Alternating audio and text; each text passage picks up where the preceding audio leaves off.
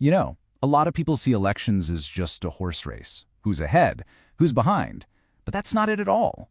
It's really a science. It's the science of understanding the soil, the water, the hopes and the fears of the people. Today, we're going to dissect the mandate from one of the most politically engaged constituencies in all of India, Longleng in Nagaland. So we're not just going to look at who won. We're going to ask why they won, and more importantly, how the trust of the people, when it's lost, can be earned back. Think of this as a blueprint for governance, built directly from the voice of the electorate. All right, so here's how we're going to break it down. First, we need to understand the people of Longleng, their land, their lives, their needs. Then we'll dive into the numbers from the last election. After that, we'll look back through history to spot the patterns that really define this place. And from all that diagnosis, we'll build a prescription, a clear, actionable blueprint for any leader who truly wants to serve. And finally, we'll talk about the single most important factor, the human connection. So to get Longleng's politics, you have to get its people first. This is not a place where people are indifferent. Far from it. This is a land where democracy is a deeply personal responsibility, something that's woven right into the fabric of the community. Geographically, Longleng is the heartland of the Phom Naga tribe, and the demographics here, well, they're incredibly cohesive. We're talking about a population that is almost 97% scheduled tribes, and about the same number identifying as Christian. Think about what that means. This isn't a place fractured by, caste or creed.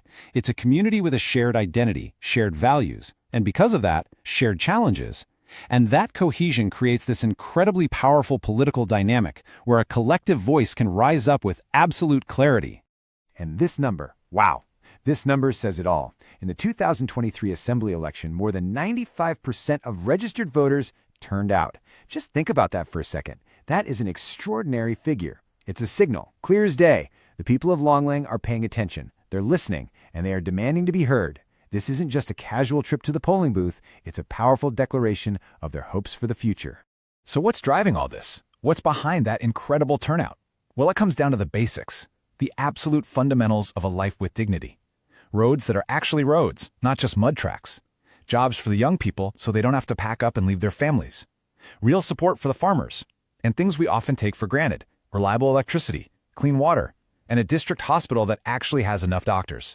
This is where our constitutional values come to life, or don't. The demand for these basics is an expression of the right to a life of dignity, and their vote is the most powerful, responsible form of public speech they have. Okay, so how did all those grievances translate into actual votes? The 2023 election numbers, they tell the next part of this story. And believe me, the verdict was anything but ambiguous. Now let's look at the numbers. The clarity here is what's really striking. The Nationalist Congress Party candidate, Apong Shipom, pulled in nearly 58% of the vote. The incumbent from the BJP, Peng Yupom, got just under 40%. With almost 30,000 people showing up to vote, this was a contest with massive participation and a very clear winner. And that margin of victory, 5,270 votes. In a constituency with just over 30,000 electors, that is a huge gap. It's not a squeaker. It's not a contested win. It is a decisive, unambiguous mandate from the people for a new direction. But here's the thing. To really get what this result means, we can't just look at 2023 in isolation. We have to look backward. Because this election is just the latest chapter in a long, fascinating story of Longleng's unique political character. It's a history defined not by blind loyalty to a party, but by a sharp focus on performance and personality. Just take a look at this timeline. It's fascinating. Over the past 30 years, this seat has changed hands constantly. NPF, JDU, NCP, back to NPF, then BJP, and now NCP again. You see the pattern, right? It's constant churn. The message from the voters couldn't be clearer. No single party has a permanent lock on Longleng. Power here isn't inherited through some party machine. It has to be earned, election by election. And this gets to the very heart of Longleng's political DNA. Loyalty is personal. It's given to credible, local leaders who are seen as one of their own. But, and this is a big but, that loyalty is conditional. The condition is delivery. When people feel an incumbent hasn't delivered, they do not hesitate to make a change. You want a case study? Look at the Naga People's Front. They won with a whopping 59% of the vote in 2013, only to see their support completely collapse to just 19% 5 years later.